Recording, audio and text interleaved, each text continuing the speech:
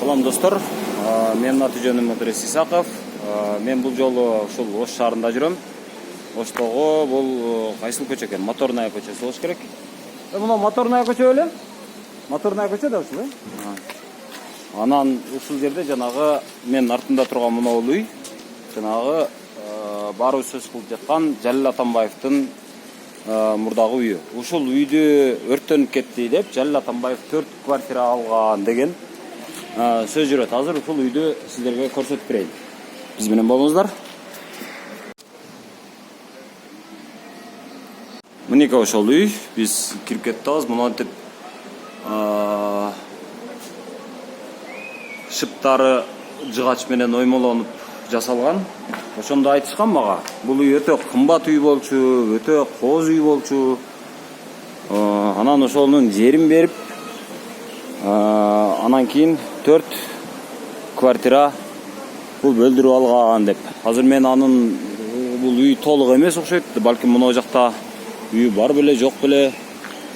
Мага мындай караганда түшүнүксүз.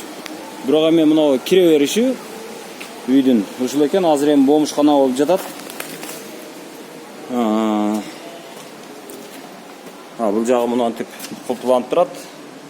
Азыр жагында эмнелери бар экен? Ящиктер турат. Дивандар турат. Ушул. Азыр мага түшүнүксүз болгон жагдай башка. Азыр Ош шаардык мэриясына суроом бар.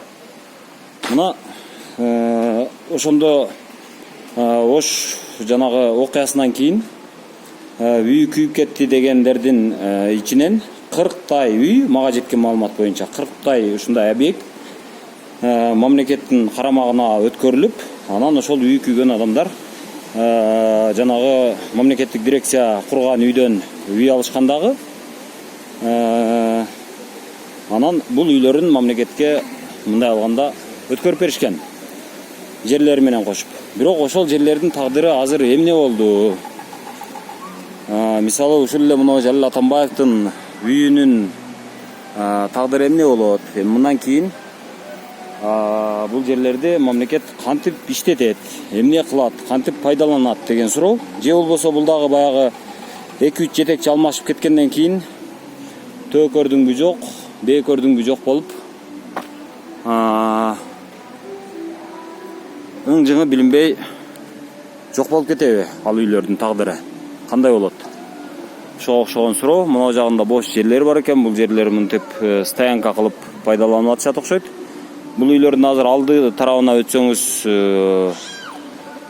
такыр эме жок, мындай машина койгонго орун жок. Балдар ойночу жайлары деле, нары бери басканга жайлары деле ушу короосу бүт машинага толуп калган.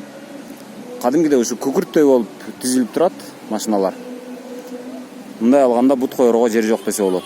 Анан мына арт жагында ушул эле үйлөрдүн артында ушунча үй, ушунча жер, ушунча аянт турат экен. Эмне үчүн муну ошентип жок дегенде балдар аянтчасын ушул жака жылдырыппы же мына үйлөрдөн алдындагы жанагы машина коючу жайын ушул жака жылдырып, балким үйдүн алдын бир аз бошотуп койсо акылдуураак чечим болмокпу деген мындай ой.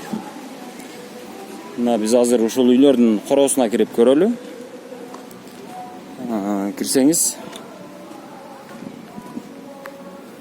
эч мындай бут койорго жер жок да. Мына былтыры ошол 2010-жылдардан кийин курулуп, элдерге ипотекалык шарт менен берилген, айрым ошол жанагы эмен курмандыктарга берилген үйлөрдүн алдындагы абал ушул плиталары жоголгон, башка болгон. Монтип бүт короосу ушул, мисалы мына үйдүн бүт короосу ушул. Мындан башка эч нерсеси жок. Машиналар ушундай турат. Азыр дагы кечкирелек. Кечкирген болсо бул жерде такыр ушул эптеп жанагы жыландай сойлоп гана нараарак жүрө турган кичинекей гана тар жол калат, калганы бүт эки тарабы машиналарга жыктолот. Ошол эле учурда мына тарабы бош турат да. Мен азыр ушул жерден Ош шаардык мэриясына, шаардык кеңештин ушул депутаттарына кайрылат элем. Бул эмне үчүн ушундай? Муну чечип койсо болбойбу? Мисалы, мына жагын бир аз тегиздеп, ушул элдин машинасы, башкасы коюла турган жер кылса болбойбу? Бул жер ушинтип жанагы жер экени, жер эмес экени билинбей жата бериш керекпи деген суроо. Ошол эле учурда мына жердеги биз Азаттыктын буга чейин ушу каарманы болуп калган Жалил Атамбаевдин ушул үйү деген үй дагы мындай эч нерсеси билинбей, мындай тагдыры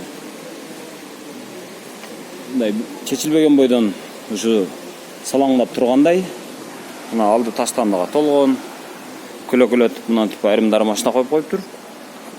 Ушул эми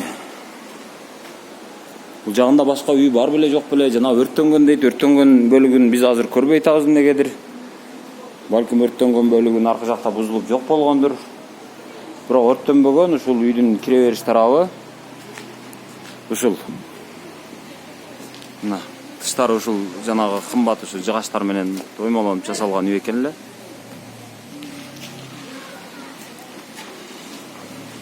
Ошол Ош шаардык мэриясына суроо. Буга окшогон дагы 40 объект бар деп атышат. Ошол 40 объекттин тагдыры, азыркы тагдыры кандай? Мындан ары алардын тагдыры кандай болуп чечилет? Мамлекетке өткөрүлгөн болсо, мамлекет аны кантип пайдаланат? Эгерде сатчу болсо, кантип сатат? Мисалы, азыр ушул жер таппай үй курат элем, көп кабаттуу үй куруп элге сатат элем деген жанагы курулушчуларга балким арзаныраак баада сатып аларга бир жол ачып бериш керекпи? Же болбосо жок, алардын пайдасы жок дей турган болсок, мунулорду бузуп, жакшылап жолду ачып, аянтты кеңейтип, балким ушулардын жанагы балдар ойночу жайынбы, же болбосо ушу машина коюучу жайынбы, ушинтип тегиздеп шарттарын оңдоп берип койсо боло эле деген суроо. Биз менен болуңуздар. Сиздер менен мен ушул Ыдырыс Исаков болдум. Азаттыктын Оштогу кабарчысы боломун.